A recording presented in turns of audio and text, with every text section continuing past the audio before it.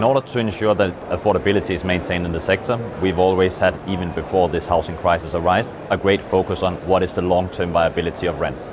So when we have looked historically with a significant supply-demand imbalance within residential, there has been a lot of focus on what is the rent today, what is actually viable based on income growth, etc. So I would say that we haven't actually changed a lot. We've always had a great focus on the long-term viability based on an affordable price point.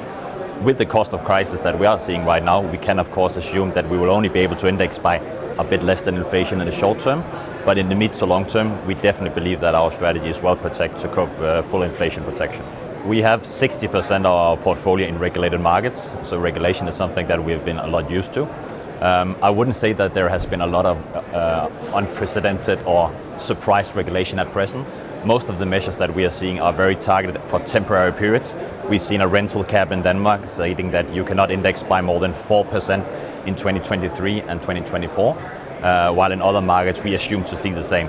But in general, we actually see that the politicians have been focusing a lot on making a fair affordability impact rather than actually over-regulating the residential sector, which we've seen in previous occasions. You can say I'm always worried that regulators will over-regulate. I think it's very important that the supply side is what will actually fix the housing crisis in the longer term. Right now we have something that is energy driven, but in the long term it is the overall supply that is the issue.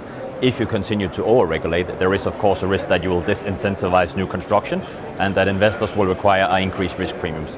So that is definitely something that we are concerned about. There is no doubt when you have this great volatility in such a short time period with very sharp rising interest rates, a lot of that can of course impact yields on residential properties.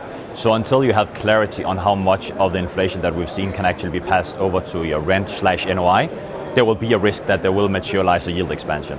While you have that risk arising, I think that there will be a very low transaction activity. Combine that with increasing construction costs due to utility increases, commodities, etc. I think that we will see a major stop in development activity across almost all of Europe, and that would definitely create a lot of difficulties in making transactions happen. But I also believe on the other side we will only see an even strengthened residential market because the fundamentals are intact, the supply demand is out of balance, and I only believe that that will increase following this.